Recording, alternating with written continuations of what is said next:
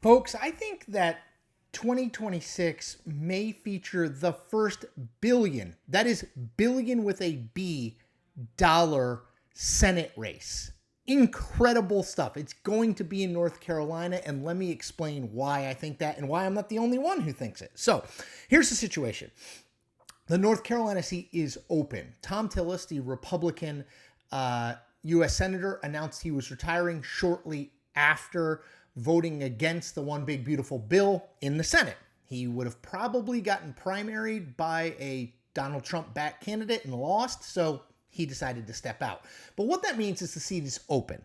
And it is probably, actually I think it is, going to be the most competitive seat in the country. There are 35 Senate seats up in 2026, 22 that Republicans currently control, 13 that Democrats control. I think North Carolina is going to be the big one for a bunch of reasons. One, it's an open seat. Two, it's a swing state, right? North Carolina is a state where, although Republicans have won consistently at the presidential level of late, Donald Trump has won it 3 times, it is a state that is competitive between the two parties, and Democrats do win there.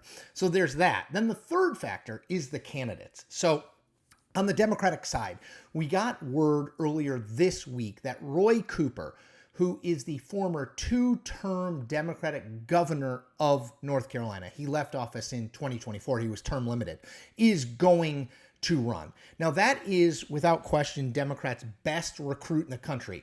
Cooper is moderate. He's shown an ability to win statewide elections in North Carolina in good years and bad years. He's a known commodity. He's going to my point about the $1 billion, raise lots of money. And then on the Republican side, we thought we might get Laura Trump, who is the president's daughter-in-law. She's married to Eric Trump, but she passed on the race. She and Eric live in Florida, so it would have been a little dicey, although she's from North Carolina. And in her place, a guy named Mike Whatley, who you may not know, but is a well-known figure in Republican politics. He was the chairman of the North Carolina Republican Party. He was then the co-chair of the Republican National Committee, along with Laura Trump, in the 2024 election. So Donald Trump is going to endorse Whatley. He is going to be, I think, the nominee. So we will have Whatley against Cooper in an open seat, in a swing state, with the Senate control on the line. So a lot of factors there. I want to go into how we could possibly see $1 billion spent and the most expensive Senate races we've had to date. But before I do that, I want to tell you why you need to subscribe to this channel. 2 words, independent and authentic. Independent, not controlled by a billionaire who owns a legacy media company, not controlled by some corporate conglomerate who owns a media company. Just me. You're my investors. You're my audience. Authentic. I am not going to tell you what you want to hear, even if that got me more subscribers. I'm going to tell you what I think based on 20 plus years of political journalism, reporting, and understanding the history of all this stuff. Sometimes you'll agree with me, sometimes you won't, but you'll always know I'm coming from an authentic place. I think that is why we are building so fast this community. We're over 111,000 subscribers. I hope you join us. Okay, so again, let's reset for a sec. $1 billion potential price tag. And as I said, I'm not the only one who thinks that. There is a quote from a guy named Paul Shoemaker, who is Thom Tillis, the retiring senator's consultant. He suggests that it could be a $1 billion race, a $1 billion race. So let's talk about how that would measure up to past very expensive races. So I did a bunch of research.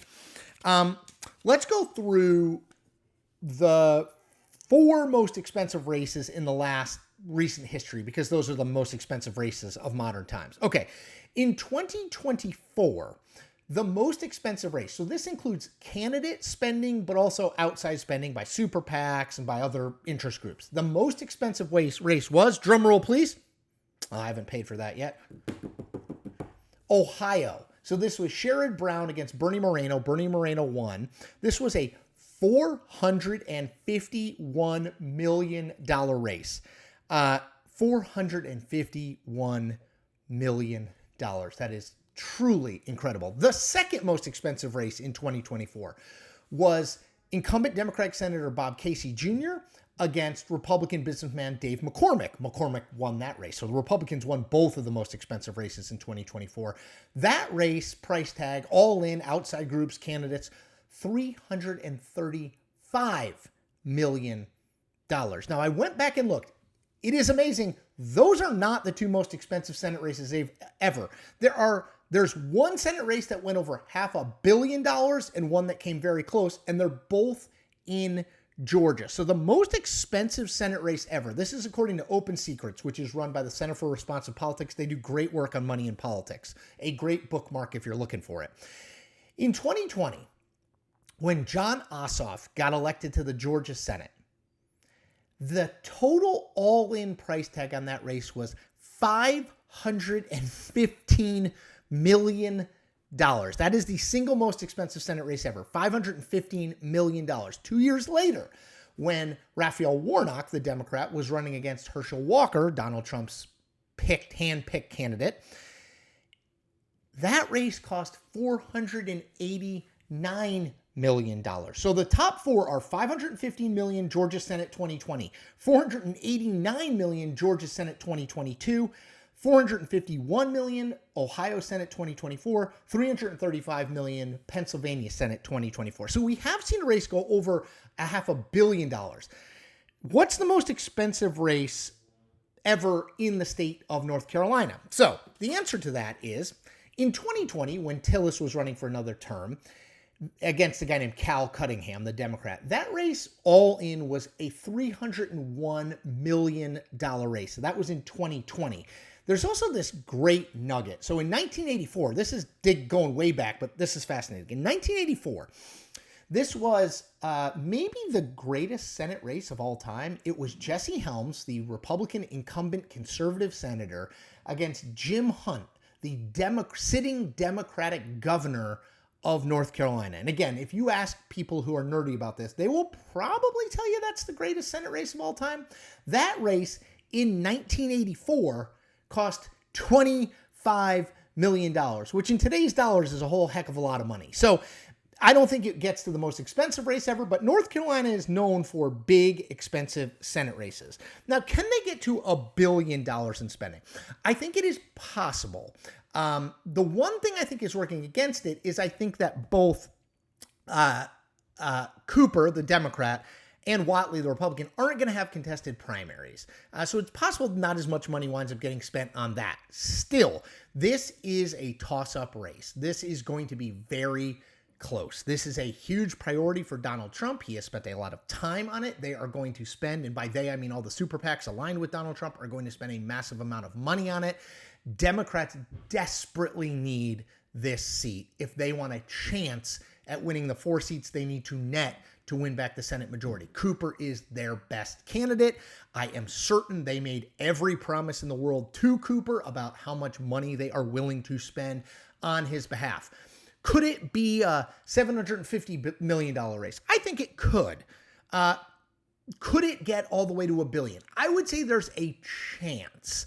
You never know. I mean, spending just continues to go up, up, up, up on these races. I mean, 10 years ago, the idea of $100 million being spent on a Senate race would be insane.